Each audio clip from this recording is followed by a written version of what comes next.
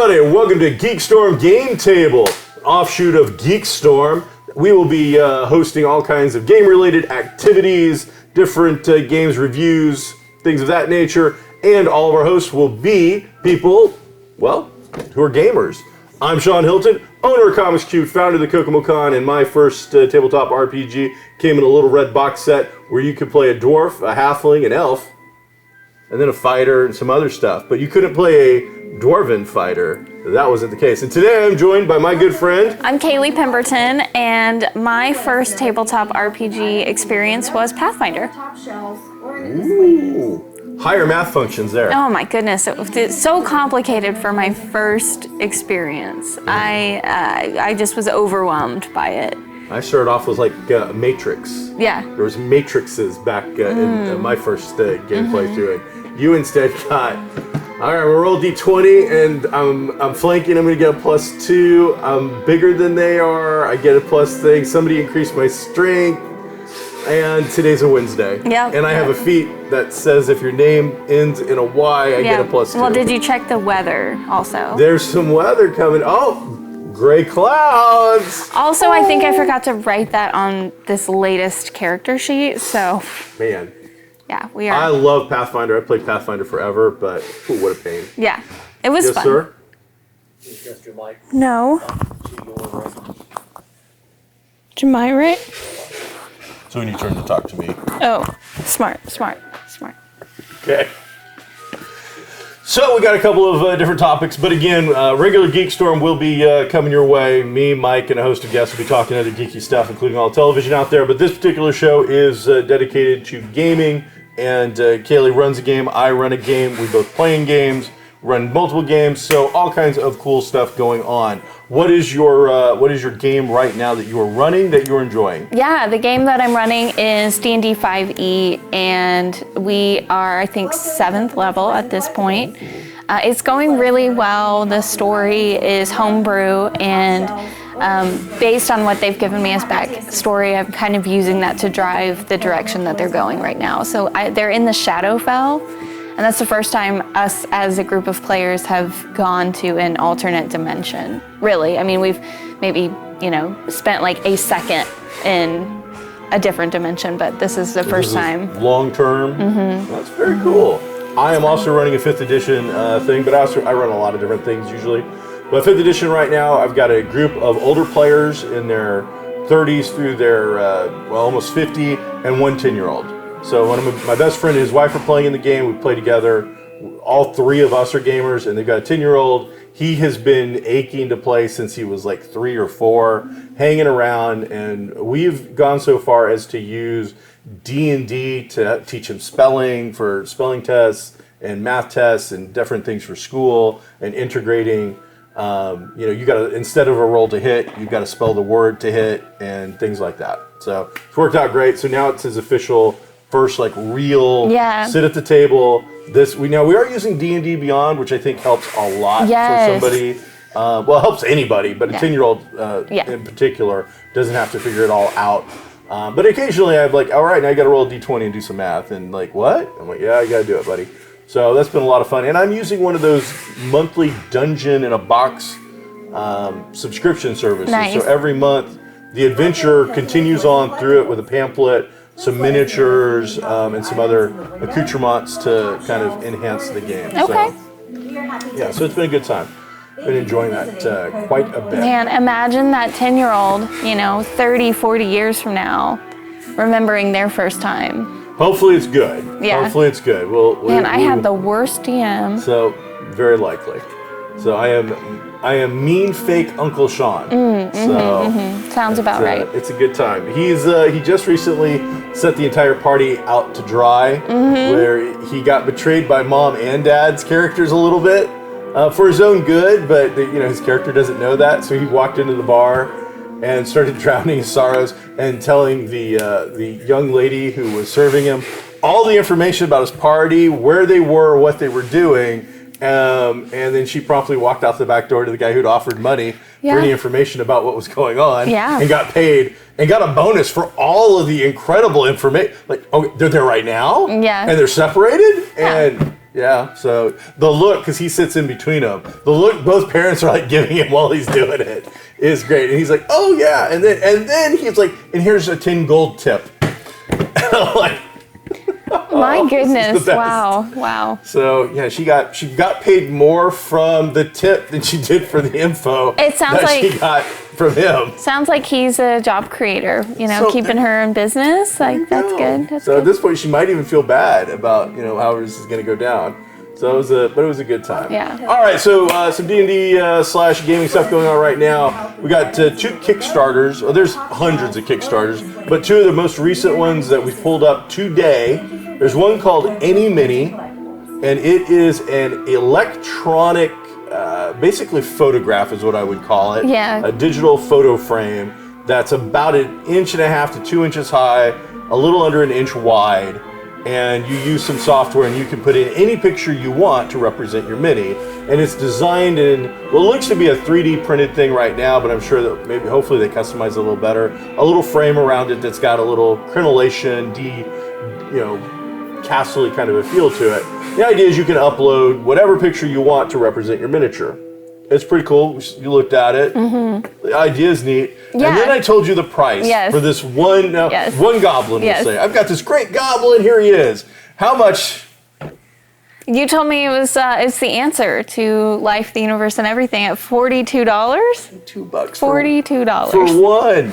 That's a little high, I think, because like you mentioned, like if you're gonna have goblins, if, you want enough goblins to make it worth it. So I just think that price is a little high. See, even in their own video that they show, at one point they show 3 wolves, and they've got all wolves on there, and it's got a little feature where you can hit a button on top of the crenellation, and it's like the wolf's been blinded or the wolf's been charged. Just show different spell effects that can be added to it. But those 3 wolves represented $120. Yeah. And I'm just like, man, you get that down to $5. Give me 10. Yeah. Maybe give me 20. I'll take $100 worth of those things and have them for different odds and ends. But that price point's a little steep for my blood. Especially when you see all kinds of different ways that you can introduce minis without having an actual physical mini. You've got stickers, you've got like little coins, you've got like all kinds of different things that you can use.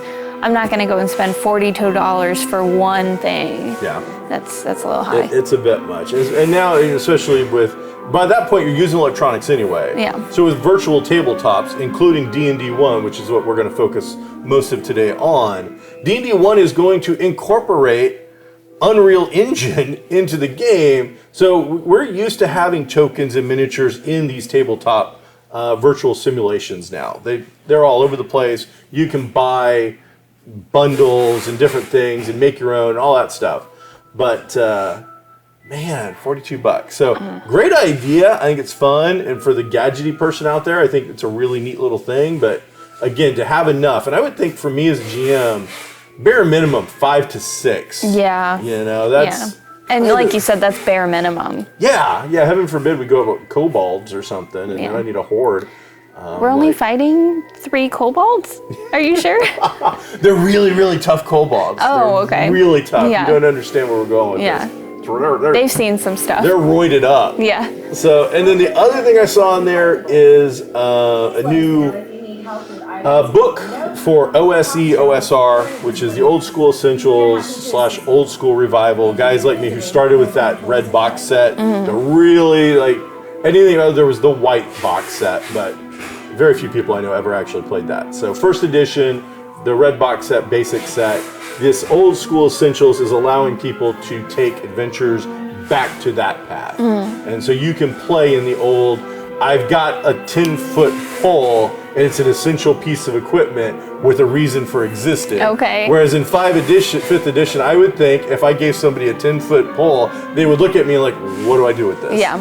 So it's one of those things that just doesn't, it doesn't make the addition to edition relation, I think, in people's minds. So this one allows you some new character races, new character classes, and for $12.99 you get like a PDF. Oh, that's not bad. You spend more to get in a physical copy, but I think most of us anymore are used to using PDFs and electronics. I particularly like to have a hard copy, but it's not necessarily essential. Yeah. But yeah, if you haven't checked out any of the old school essential stuff, there's been a whole a revitalization of that sort of thing, where you're seeing lots and lots of old school dungeon crawl.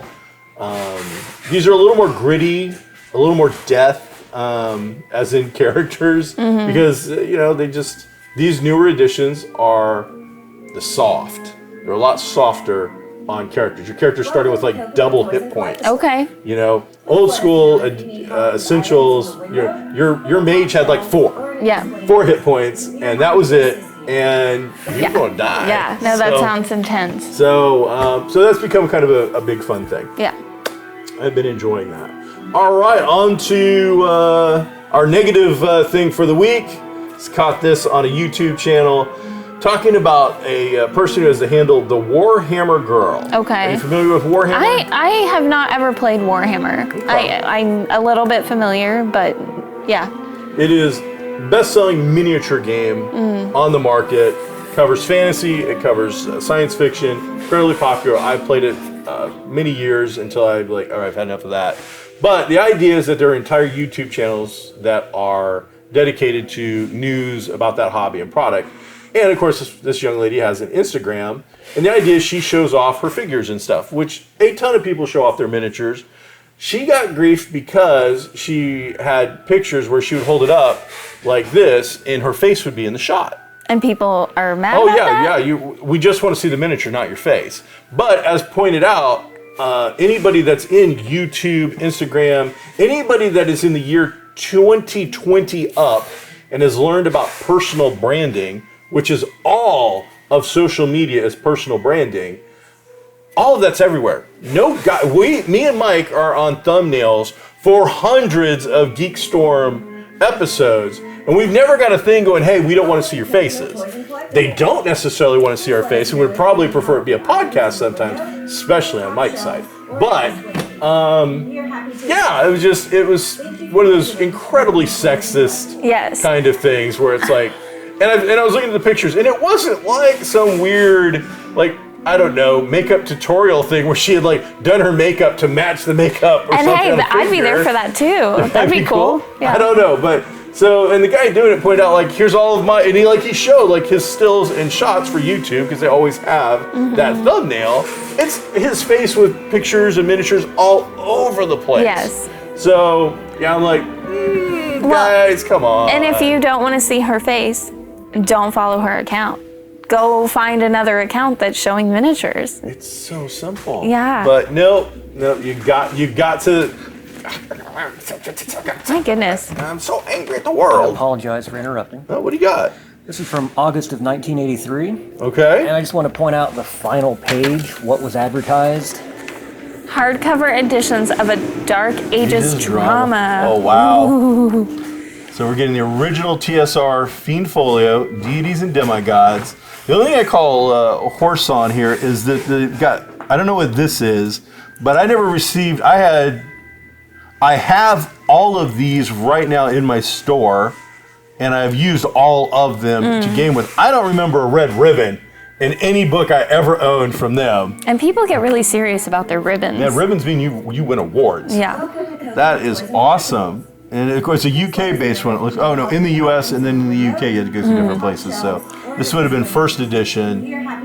How fun would it be if we try to send in for this now? A couple guys have. It doesn't work out so well. Oh, okay. They've tried to. In fact, it was Games Workshop had. They're opening up super old box sets that have. And once you buy this, you can buy this other thing for £5. And of course, it was 30 years ago, so they send it in and nothing happens. That's funny. That's pretty awesome. Twilight Zone movie ad. Some dark stuff going on with that as well. Lovecraft Speaks from 1980. I have some doubts, but if you pulled off that Ouija board interview, 1983, he died in 36, I think it was. So that'd be a pretty impressive pull if you for sure. you pulled that off. So again, that's the next episode. We're gonna try to Ouija, summon the spirit. Gygax? H.P. Lovecraft. Oh, H.P. Lovecraft. Yeah. I've got some questions. Yeah, and some criticism. I do. I'm a huge fan of H.P. Lovecraft, and it's one of those things I don't talk about anymore because it's just become a trial. As soon as you say you like him, well, he was racist. Yes, he was. He was racist. He was also born in the 1800s. And by the time he died, if you actually follow any of his writings and his personal life, you can see there'd been drastic changes from when he wrote stuff as a 8-year-old, which has been published up until the point where he died. So, but that's what it all turns into anymore, is this, I've got to defend. So I just tell people all the time, if you can't separate the art from the artist anymore, then you're going to be very, very sad. Yeah. Very sad world to live in. So, all right, D&D 1. Yes, D&D 1. That is what we're here about. I've got all kinds of notes. I have ripped through it. What is your initial thoughts, Kaylee? Well, I do want to just first start by saying, like, I started D&D with 5e, and I've never played an earlier edition, so I wasn't involved when they came out with 5e or when they came out with 4, which I've heard was not a popular move. But you did play Pathfinder. I did play Pathfinder. So you played 3.5. Okay, okay. You played you played 3.75. Okay. Is what the first Pathfinder was. So I am excited. I think that hopefully they introduce some things to make it better. But again, I'm just not sure what to expect once it's fully fleshed out. So going through what is available now, there is one thing that I'm a little bit salty about, and that is half races. It doesn't seem like there is really an option for a half race. I wanted to be a half orc, and I have to be a full orc. And I'm a little bit salty about it. See, I read that differently. Okay. And right now, and I've had a couple of conversations with other people about several things in it and how it's worded. And I think some of it because of the document not being finalized. See, I read it as, I go the other way with it. You can be a half anything, and it doesn't matter. The way I read that is if you want to be a half orc, you're a half orc. You want to be a half elf, you're a half elf. If you want to be a half halfling, you're a half halfling. You can be a half whatever. You just have to simply choose the parentage that is going to give you your bonuses. So if you're a half orc, that's fine, but you have to choose whether you're going to take your human stat bonuses or the orc stat bonuses. So one, I think it makes it easier because there's less charts and other things to go through. But I think it also cuts down on some of the originality and creation, like a half orc should have bits and pieces of both. Right. And instead, it's wholesale. Yeah. You're either going to get those orc bonuses or you're going to get the other. But on that being said, though, you can be a half sea monster and choose to have the human stats to go with it. I did not see Sea Monster on the list. The way it's worded is you can be half anything you want now. Yeah. And I think there's even a build a thing. So. Well, that's the way that they're doing that. I don't personally like that. Now, okay. From other people I've talked to. Is it backgrounds? Yeah. I don't know. It sounds like maybe it's feat driven, and I don't know what the solution is. I mean, obviously, I'm the expert on D&D and tabletop games in general, but the way that it looks like that's going is not my favorite. Okay. As far as the races, but. Okay. Going through some of it, some stuff, just so I hit some marks that I make sure I really want to hit. One of the things is they're doing a digital physical bundle. When you buy direct from Wizards of the Coast, you can get a digital physical bundle. You can't get a digital physical bundle at a brick and mortar store like Kingdom Cards and Games or Tier 1 or at Comics Cube, where I don't sell as much as those guys, but as a hardcore gamer, I always have a few things on the shelf. Sure. If somebody comes in, I'm ready to sell.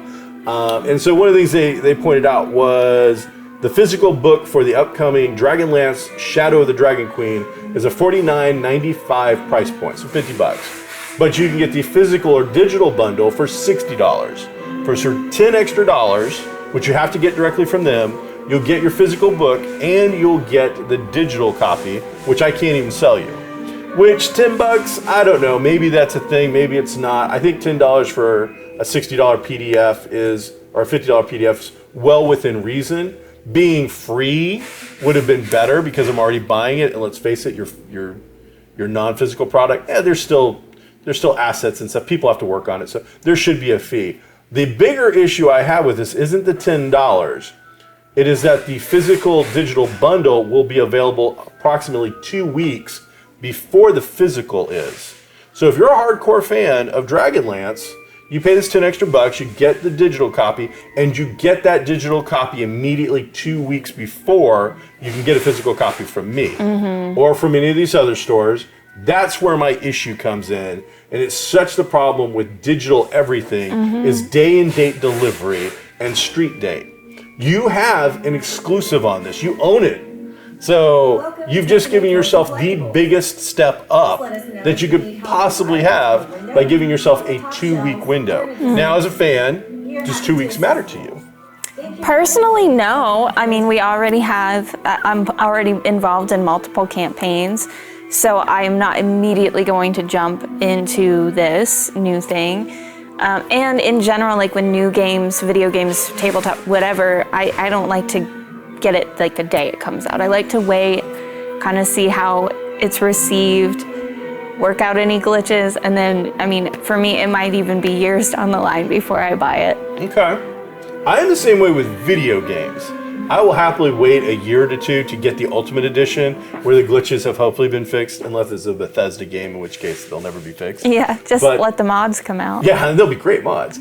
But when it comes to something like this, like if there was a new Al-Qadim or an Eberron or a game that I really, really love, I have to admit that 2-week period might be enough to make me pull the trigger. And that's as somebody who owns a store going through my head like, oh, yeah, I really want to read that. So, there's that FOMO element that I think can definitely get into some people's heads.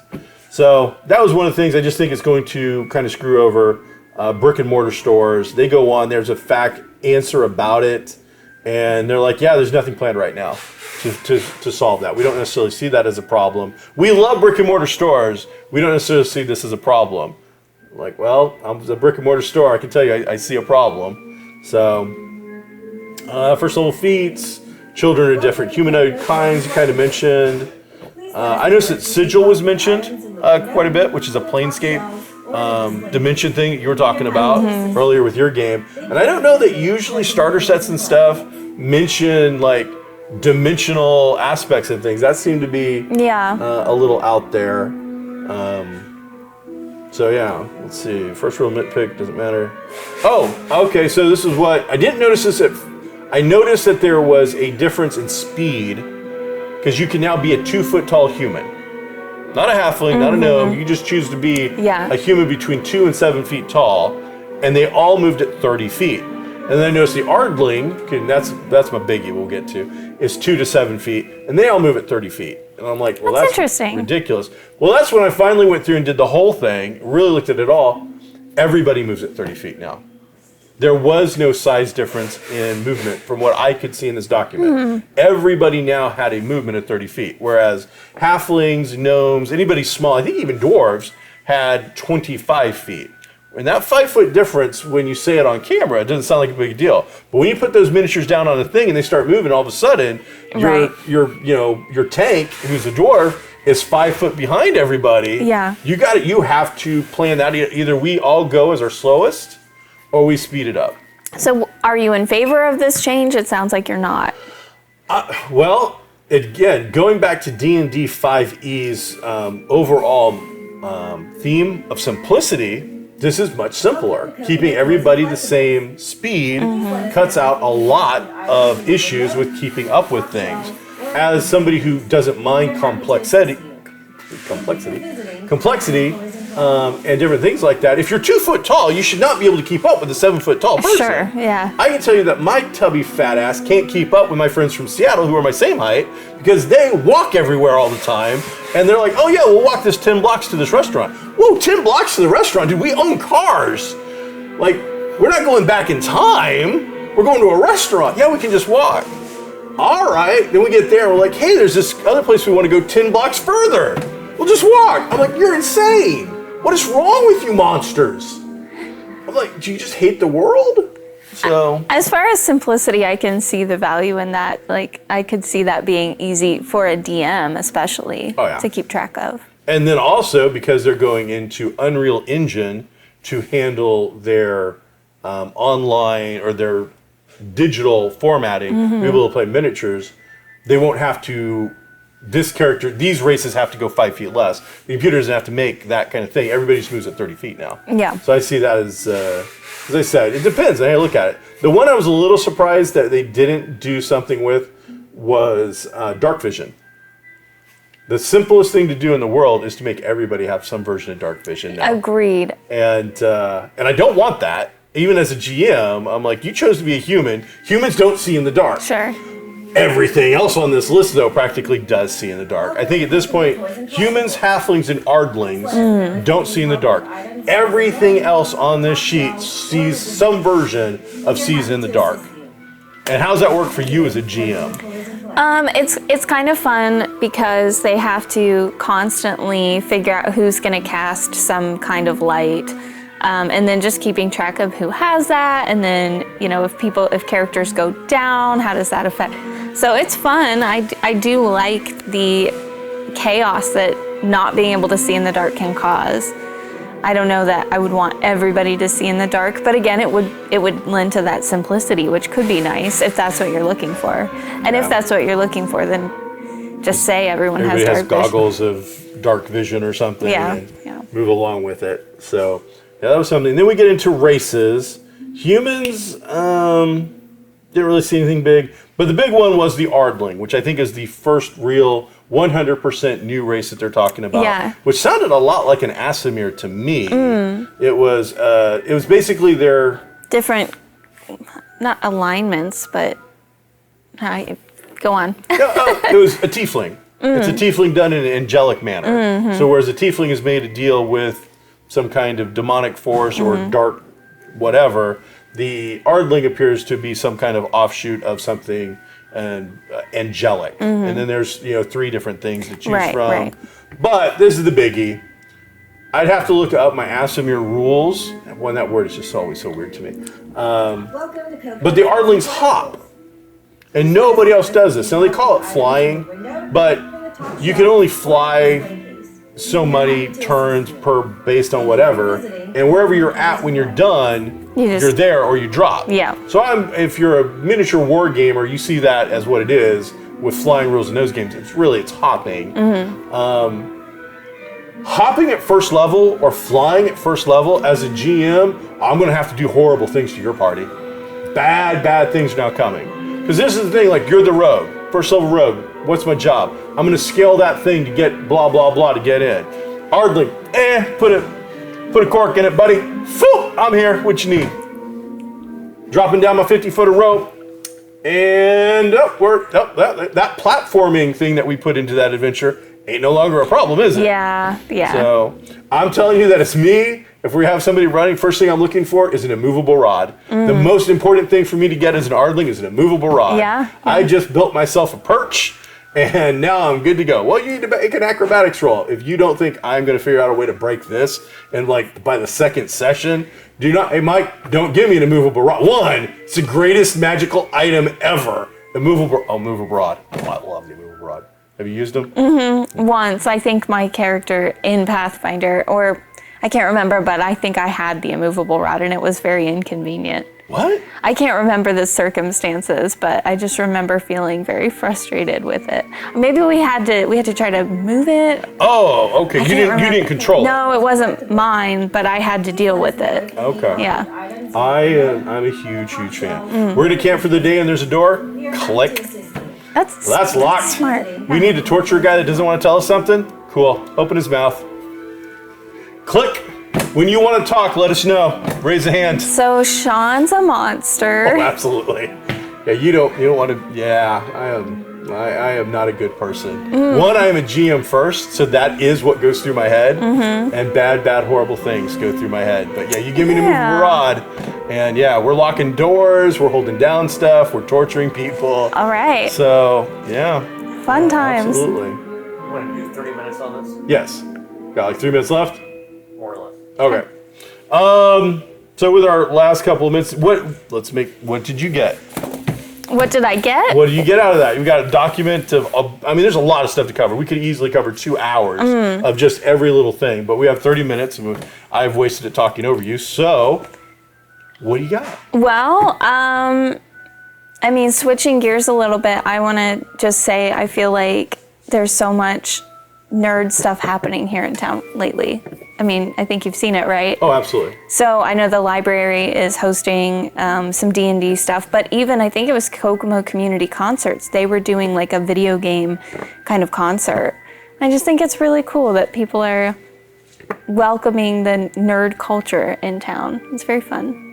We rule the world now. Yeah, yeah. We went from me buying that red box set, like, Please let us know if you need help. to I've got the new D&D! It's right here! Who wants to play? We don't have to leave the store, man. You got your phone? D&D Beyond, we're playing right now. Yeah. So, yeah, the culture is taken over. Walking that's Dead, exciting. Game of Thrones, Marvel, all this stuff that I've done since I was a kid that I'm like, would have been made fun of. Now all of a sudden it's like, She-Hulk's not like that. Well, dumbass, it turns out I've read She-Hulk since her very first issue. She's exactly like that. She is, you're full of it and you don't know nothing. So. Well, and I've heard a lot of people almost complain about 5e just because it is so simple and basic in some ways, and it caters to everybody, really. So if you're not necessarily like a hardcore, I've been gaming for 40 years, D&D 5e is great. I mean, it's been a great intro to D&D for me and some of my other players. So hopefully this new edition continues to do that, just welcome new people in and show them how fun this can be. Yeah, and I mean, and what you said directly relates to me. As somebody who is been playing since, they were a kid and now I'm about to turn 50. I didn't play D&D 5th edition for a very long time because it was too simplistic. I didn't want to run it. I didn't necessarily want to play it. I was playing Pathfinder and I was having fun playing my game. But I'm also open-minded enough to see how many people that this game has brought into the hobby collective. And it's a huge amount of people. So regardless of whether you like it or whether you don't like it, you know what? Look at how many gamers it has brought to you, potential people to join your game. And I don't see how you see a downside to that. If it's not your cup of tea, guess what? Turns out I'll sell you first edition books. One of these other stores will sell you first edition books. You don't want to buy the originals? Go to, some online source and buy a PDF of the first edition books and use Thaco and try to figure out the combat matrices. Definitely try to figure out that DMG, because as somebody that used that DMG from first edition, I can tell you that it was put together in a whirlwind and darts thrown at a board. It is so random, it doesn't make any sense. So there you have it. Well, we are going to be in the future talking about some miniature games that we're going to be playing, and so we're going to do, I think, a quick thing for that. But that is it for the first episode of Geek Street Game Table. GeekStorm Game Table. Hey, everybody, that's the ending episode of... Yes. I'm not really good right now. So, GeekStorm Game Table. Kaylee, thank you for joining us. Thank you for having me. Hey everybody, welcome back to GeekStorm Game Table. I'm Shawn Hilton, joined by my good friend Kaylee Pemberton. We are going to be playing and creating and crafting a miniature war game using some sci-fi elements, where we will put together little toy miniature people, aliens and mercenaries and things like that. And in it, we will craft scenery, paint figures, and then hopefully play the game. And because we're doing it with a sci-fi element, we are going to be able to hit games, that brand new game called Space Station Zero, older games like Stargrave, Rogue Stars, 5 Parsecs from Home. Once you have enough of these figures, which is around 8, you can play up to 4 or 5 different games, including some of these games are solo games. Other games are skirmish-based where you play against an opponent. So we will be going through that. So if you enjoy miniature stuff, crafting stuff, or just want to see tabletop war games, well, stop on by and you'll be able to check that out.